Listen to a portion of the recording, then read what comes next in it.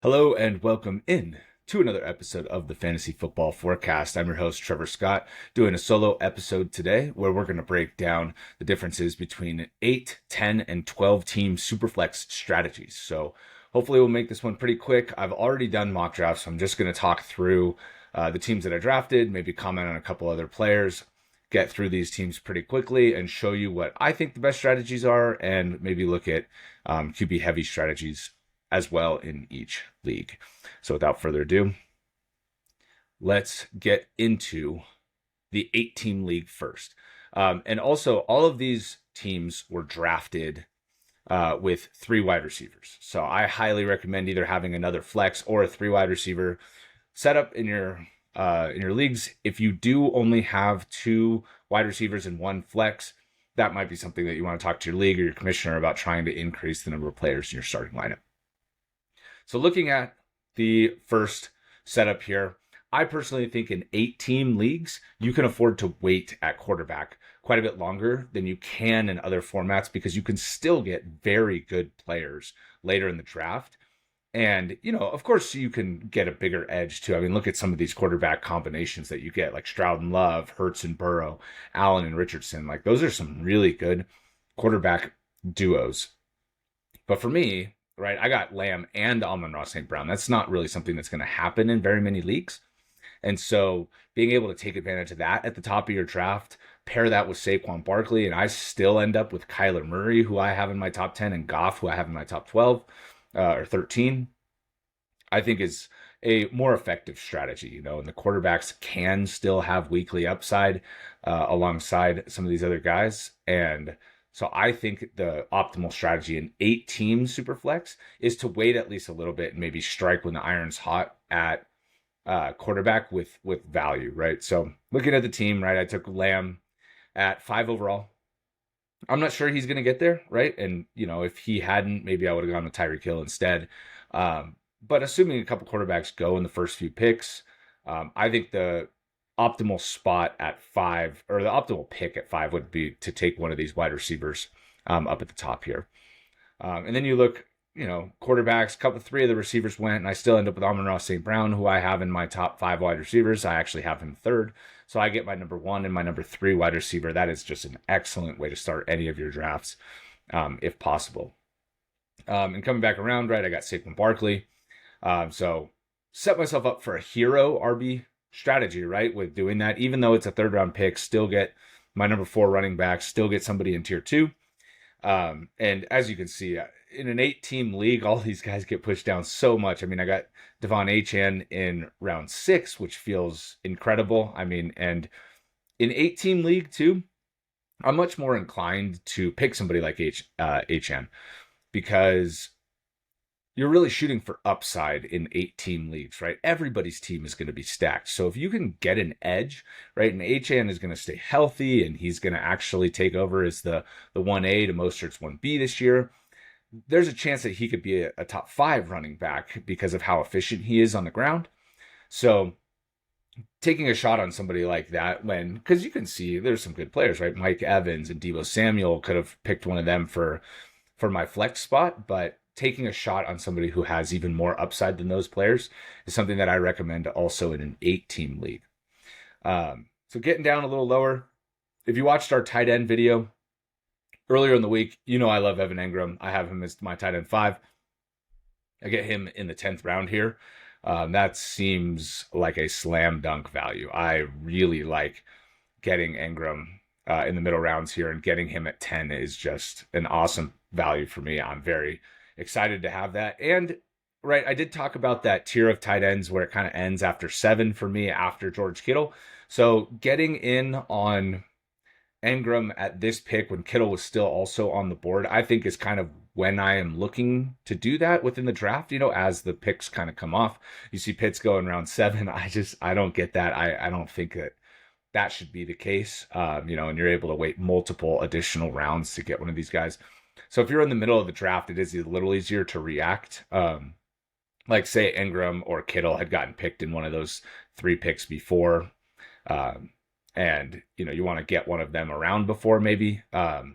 That I would have done that as well if say, in this T. Higgins, Aaron Jones, Javonte Williams, if if like Kittle or Ingram had gone here, I probably would have picked the other one over George Pickens and then just, taken Hollywood or McConkey in the next round to make sure that I got one of those tight ends that I want at the end of that tier of 7. And in an 8-team league, when not as many guys, when there's not as many starting tight ends that are required, I think you can afford to wait at the last of those couple players, because everybody else is already going to have their starting tight end and is going to be looking to fill out the rest of their rosters. So at the bottom of the draft here, you see it kind of fill in with some very familiar faces to the channel. If you've been watching us for the last month or so, you know that we like these guys. Amir White, I have at 19 in the rankings. Devin Singletary is one of my favorite late round running backs because he goes outside the top 30 at running back, but he should be the starter to begin the year anyways with the Giants. If he produces, I expect him to keep that role. Deontay Johnson, he's kind of a boring pick and he's on a bad offense, but he should be a target hog. There's been reports that are saying they're building the offense around him, specifically the passing game around him. He did have a couple drops in camp so far, so I think that might be pushing down his draft stock a little bit. But, in round 12, I think he's a relatively reliable player, somebody that if one of your starters gets hurt, somebody if you're looking for a flex play, somebody that you want to put into your lineup that has a decent floor, I think he can be that guy for your team. So you'll see, I did take him in another one draft, and I did pass on him in a different draft that we're going to go over here shortly. So Deontay I like, though. And then a couple flyers at the back end of the draft, right? I really like Keon Coleman. I did draft him in another league. And my co-host Matt Duraldi loves Keon Coleman. He thinks he's going to be an awesome pick for fantasy this year. He thinks that Buffalo is going to, over the course of the season, trend the offense more and more towards him in the air. So assuming he's ready to take on that role, assuming that he is catching on to the offense and getting up to speed, I think he could be really good. And then Jacoby Myers, I think he's just wildly undervalued every year. He was wide receiver 24 last year. And I expect the quarterback play to be better, whether it's O'Connell got better and beats out Minshew, or whether Minshew just takes over the starting role because he's better than O'Connell is or was last year. I think that could help benefit Myers in the long run as well. So overall, I really like this team. I think we have a very good squad here, right? So we got Kyler and Goff in our quarterback positions, right? Obviously not going to be the top end quarterbacks because we waited. But that complements very well to Saquon and Devon Achane. I think we have as high of upside running backs as we could. There are a couple teams, McCaffrey and Bijan, you can see over here. That's obviously going to be a better pairing, but getting good high upside running backs in an 8-team league, I think is very important. And then nobody's going to be touching my receivers, with CeeDee Lamb, Amon-Ra St. Brown, and Michael Pittman. I think I did an excellent job in this draft of getting those guys. And in an 8-team league, if you're doing Superflex and quarterbacks are going this fast early, I think you should try and take advantage of the fact that you can lock in a couple of these wide receivers early. Ingram, we already talked about, right? James Cook. Didn't really get into him in this one. I did pick him in another draft, so I'm going to talk about him there. And, obviously, you guys know that we love Pickens. So the James Cook, George Pickens combo in this draft, I think was good. Kind of lock in a additional running back and an additional receiver that you can put into that flex spot and kind of cover your bases overall throughout the year. So that is the 8-team strategy. I think it's important to go receivers early in an 8-team because I think the quarterbacks that can be had later are such good values. All right, so we're going to jump now over to the 10-team Superflex. All right, and here is the 10-team setup, right? I had the 4th pick, and again, I go with CeeDee Lamb at the top of the draft. I think you guys know by this point that I think even in Superflex, I think it's just an additional opportunity to gain that edge at wide receiver that you wouldn't otherwise get with a 4th pick, right? In a standard league, he's going to be going 2nd or even 1st, depending on the setup. If it's full PPR, 3 wide receiver, I could see CeeDee Lamb being 1st above McCaffrey. So I still am going to go that direction here. But then you can see I didn't lean all the way into the wide receivers, right? I could have gone Garrett Wilson, who I had as my top receiver. I was kind of hoping A.J. Brown made it to my pick. But instead of going additional wide receiver heavy, I decided to get in on a quarterback that has top 3 upside because we saw it last year. The offense is the same, it's continuous. And something I don't always love to do, but I wanted to do to highlight here is the stack, right? You get CeeDee Lamb, Dak Prescott. If those two stay healthy and the offense is humming throughout the season, you're going to have additional high-end upside that teams are going to dread having to play against, because every time Dak throws them a touchdown, it's just additional points, additional upside for your team on a weekly basis. Coming into the third round, I got Saquon Barkley. Again, I got him in the last draft in the third round. And then in the 10-team league, he also falls to the third round. So I thought that was interesting.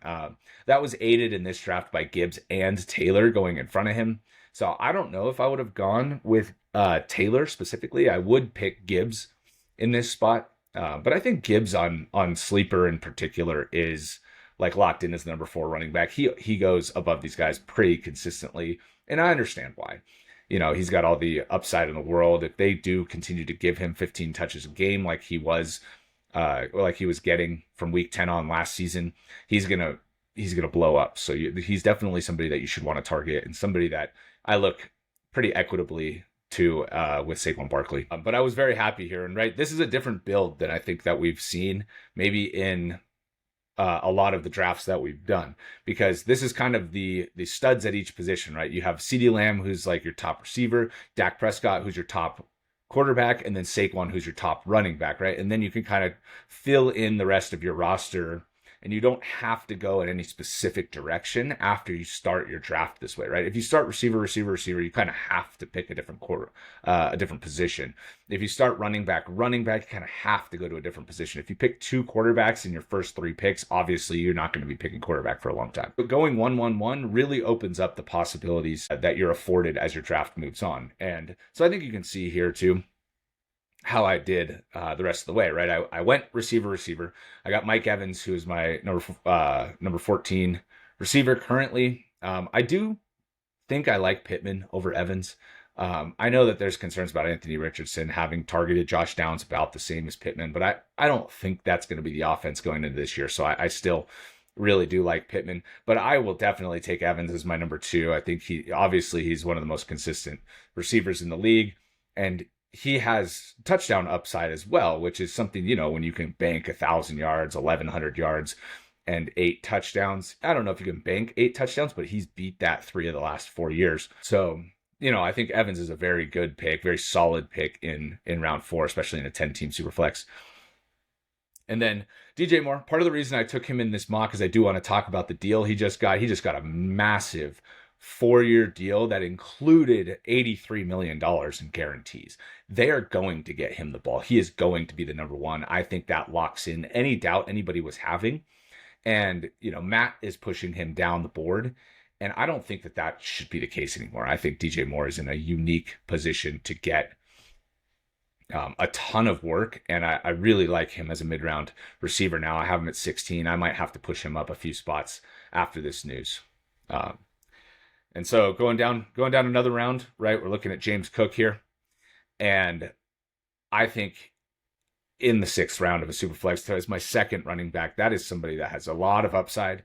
And I look at the next pick, Joe Mixon. I mean, I just could not feel differently about these players. I really like James Cook. I really think the passing game role is going to be more consistent. I think the offense had shifted towards him in the second half of last year, and it's going to lean into that going into this year as well. And then Mixon changing teams, not sure about his passing game role, might be 4th, might be 5th in the passing game, you know, not very efficient. I don't think that the Texans are going to run the ball a ton. So I'm just very concerned about his role, and I don't know if he's going to be very efficient. So I definitely prefer James Cook to Joe Mixon, if you didn't know. So, but yeah, I'm very happy with Cook as my second running back there. And as you can see, I once I get those 2, I'm definitely waiting. There's so many other positions that you have to fill that I definitely decided to wait on a 3rd running back.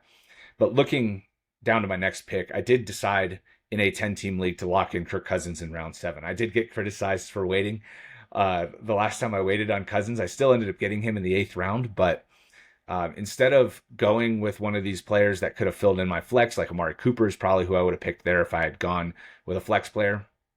But I do think that the way the rest of this turned out is definitely, I got Godwin and Deontay for my flex spot, right? So I can kind of play matchups. And if Mostert or any of these other guys hit, I have, multiple options that I can go to for my flex spot. And I do get my second quarterback, who I really like, Kirk Cousins. I have him at 15.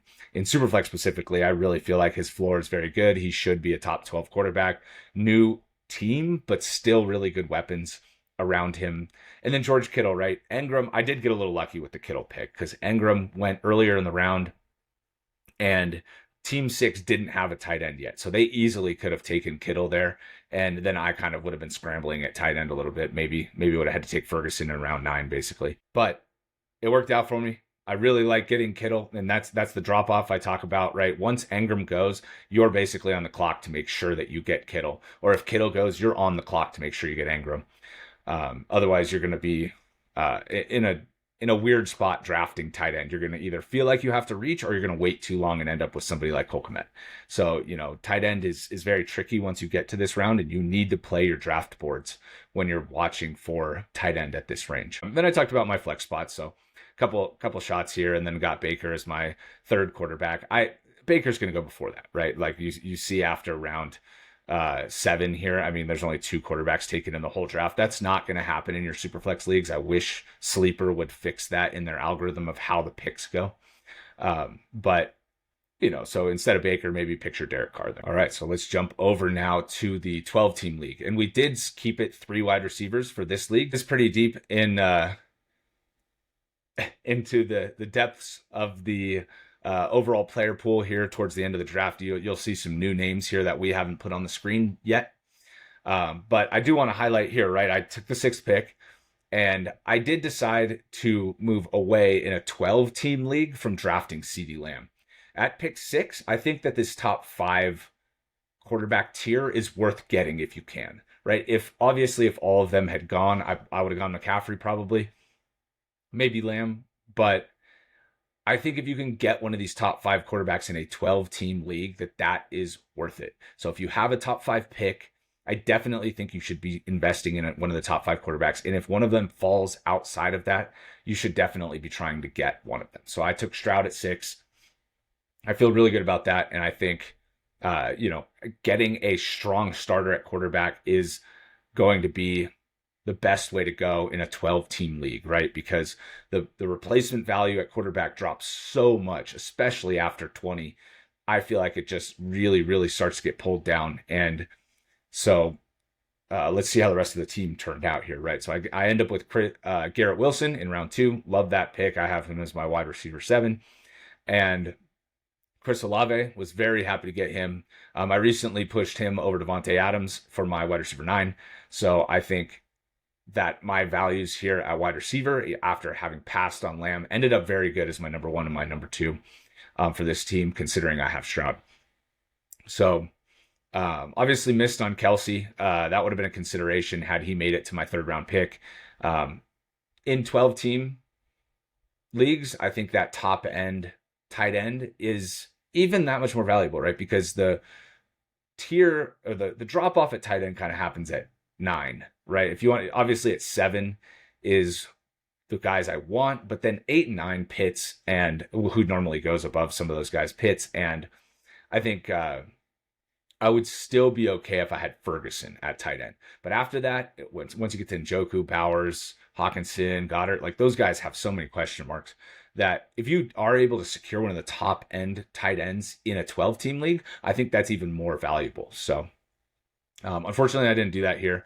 And then I ended up in the 4th round with the ability to draft, again, high upside running back. I know he comes with injury risk, and I know it's a little bit more difficult to stretch yourself thin in 12-team leagues and as your number 1 to get Achane.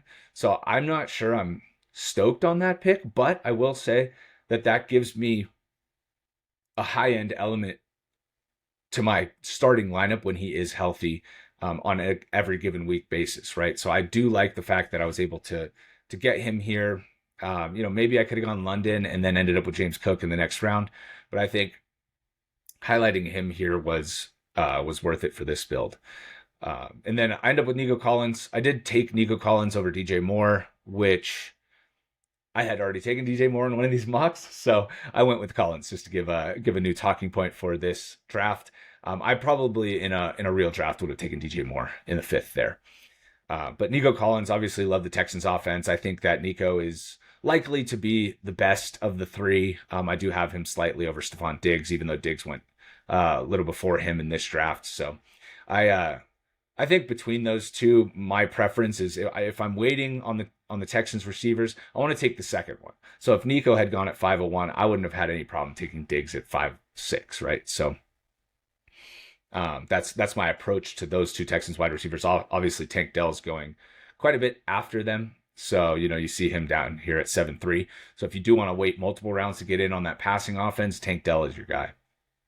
Not going to talk about Cousins or Kittle. We kind of already did that in the last one, right? So Ingram did go, and I decided to go Cousins anyways, because in 12 team, you don't want to wait too much longer to get your second quarterback, right? Like you look at who went, right? I'm not a fan of Jaden Daniels, so I was very happy he went. Then Matt Stafford went off right before my pick. And so I felt like there was more urgency behind getting Cousins, because I think Cousins is quite a bit more valuable of a fantasy player than Mayfield, Rodgers, or Deshaun Watson, who are kind of the next ones that went. And so I decided at that point that it was important in a 12-team league, especially, to lock in that second quarterback. And then I'll figure out QB3 a little later.